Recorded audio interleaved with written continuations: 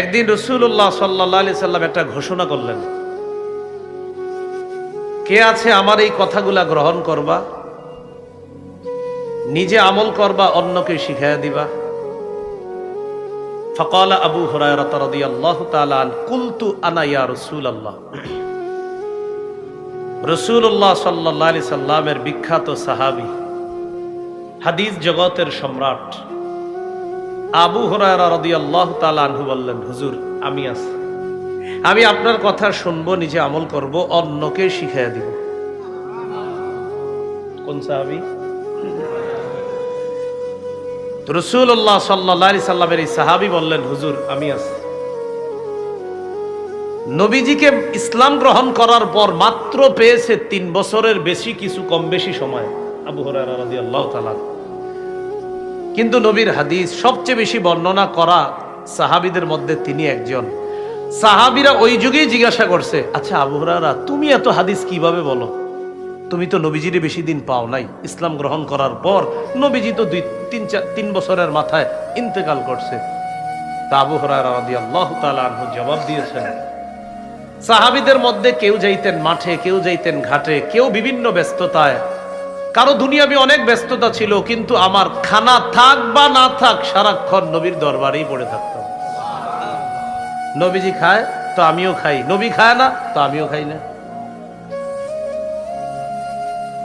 তো এই সাহাবী বলেন, হুজুর আমি আছি, আপনার কথা আমি শুনবো, নিজে আমল করব, অন্যদেরকে শিখাইয়া দিব, তারাও যেন আমল করে।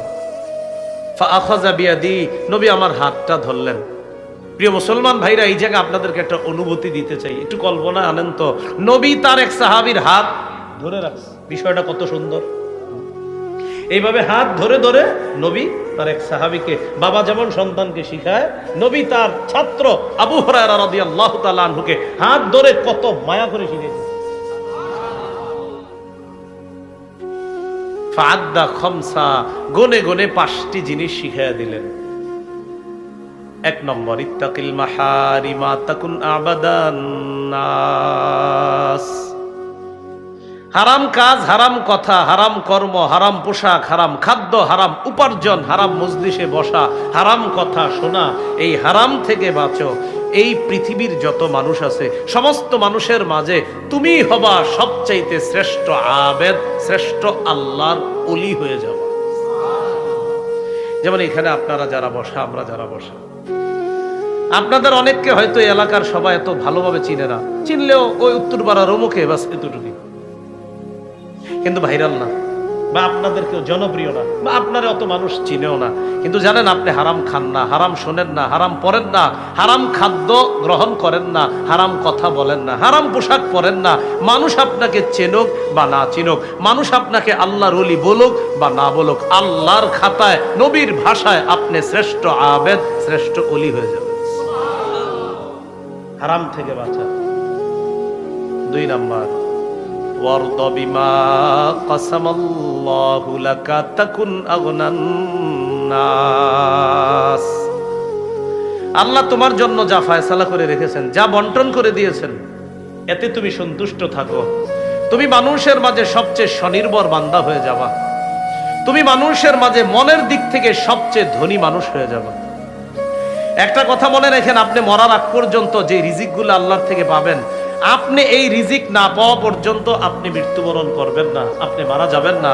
নবীজি সাল্লাল্লাহু আলাইহি সাল্লাম বলেছেন, তোমাদের কেউ মৃত্যুবরণ করবা না যতক্ষণ না পর্যন্ত তার বরাদ্দকৃত রিজিক শেষ না হবে। তাই শোনো আমার উম্মত, লা ইয়াহমিলান্নাকুম ইস্তিবতাউর রিজকি ফি মাআসিল্লাহ, গুনাহের মাধ্যমে রিজিকটা পকেটে ঢুকায়ও না। তুমি আগে আগে হারাম পদ্ধতিতে টাকাটা কামাই করে পকেটে ঢুকাও, আরে না, হালাল ভাবেই তোমার পকেটে এটা আসবে। কেন আগে আগে হারাম পদ্ধতিতে আনো? তোমার জীবনে আল্লাহ যা রাখছে, তোমার এই জিনিসটা পূর্ণ হওয়ার আগে তোমার মরণ আসবে না। অতএব তুমি হারাম পদ্ধতিতে কিছু তালাশ করবা না, তোমার বরাদ্দকৃত রিজিকটা হালাল ভাবেই আল্লাহর কাছ থেকে তুমি অনুসন্ধান করে চেয়ে নাও, তুমি উপার্জন করে নাও হালাল ভাবে। অনেকে সুদের মাধ্যমে তাড়াতাড়ি ধনী হইতে চায়। এই বেটা জানেন ধনী হইতো, হালাল ভাবেই ধনী হইতো, ওর জন্য আল্লাহ ধনী হওয়ার বরাদ্দ রাখছিল। ও আগে আগে না, আমি আগে ধনী হবো হারাম ভাবে, তো জাহান্নাম কামাই করে। তো 2 নাম্বার, ওয়ারদ বিমা কাসামাল্লাহু লাকা তাকুন আগনান নাস। আল্লাহ তোমার জন্য যা বরাদ্দ করে রেখেছেন, যা ফয়সালা করে দিয়েছেন, এতে তুমি খুশি হয়ে যাও। তাকুন আগনান নাস, মানুষের মাঝে তুমি সবচাইতে স্বনির্ভর বান্দা, মানুষের মাঝে সবচাইতে মনের দিক থেকে ধনী মানুষ হয়ে যাবা। এটা হলো 2 নাম্বার। 3 নাম্বার, ওয়া আহসিন ইলা জারিকা তাকুন মুমিনা, প্রতিবেশীর সাথে উত্তম আচরণ করো, তুমি খাঁটি ইমানদার হয়ে যাবা। আপন 2 ভাই, প্রতিবেশী তো দূরে, তো আপনারা ভাইয়ারা আলাদা থাকেন, আলাদা থাকতেই পারেন, পর্দাপশিদার জন্য আলাদা হয় এক সময় ভাই ভাই। তো আলাদা হওয়া মানে কি আগামী 20 বছর আর কথা বলবেন না? 2 জন 20 বছর কথা বলবেন? এটারে কেন্দ্র করে ভাতিজা চাচারে সালাম দেয় না কেন? আমার আব্বা আর আমার কাকা কথা কয় না, তাই আমিও সালাম দিব না কাকা। দেখেন, আমরা 2 জন ভাই ভাই, কথার কথা, আমাদের মাঝে মানবিমান হইতে পারে, আবার ঠিক হয়ে যাব, কিন্তু আমাদের 2 জনের মানবিমান আমাদের সন্তানদের মাঝে কেন যাবে?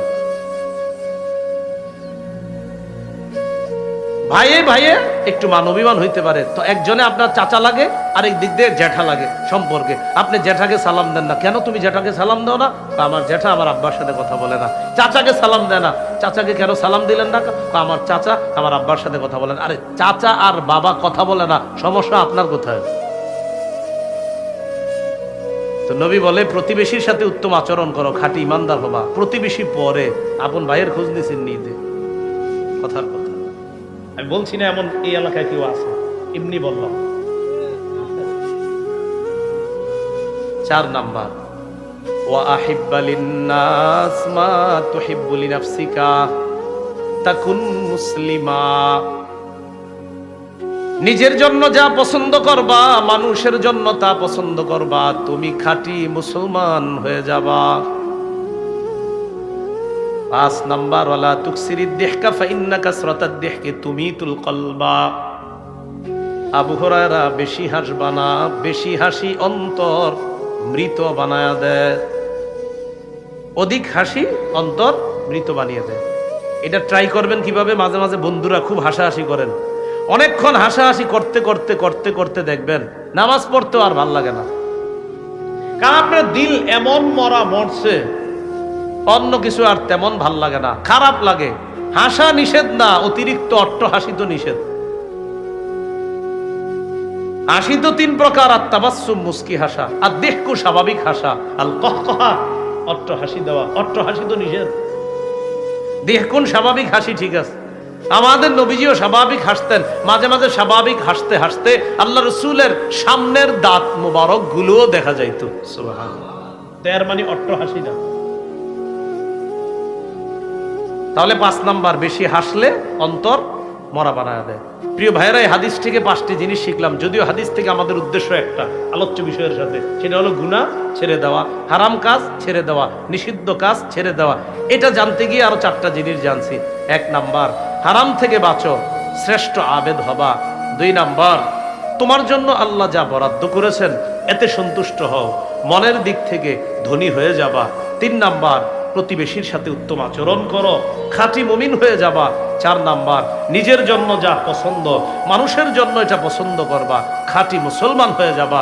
5 নাম্বার, আবু হুরায়রা, বেশি হাসবা না, বেশি হাসি অন্তর মৃত বানিয়ে দেয়। প্রিয় ভাইয়েরা, যুবক ভাইয়েরা, অনেকে আছি আমরা মাঝে মাঝে 4-5 জন একসাথে হইলে, আমি বলছি না হাসাহাসি করা একদম নিষেধ, আপনি হাসবেন, লিমিটের মধ্যে হাসেন, এত পরিমাণ হাসেন যে হাসতে হাসতে ওই মজলিসটা শয়তানের মজলিসে রূপান্তরিত হয়ে যায়। এর মানে শয়তান আপনাদের চারদিক থেকে ভয়ঙ্কর ভাবে ধোঁকা দেওয়ার চেষ্টা করে। আল্লাহ আমাদেরকে হেফাজত করেন।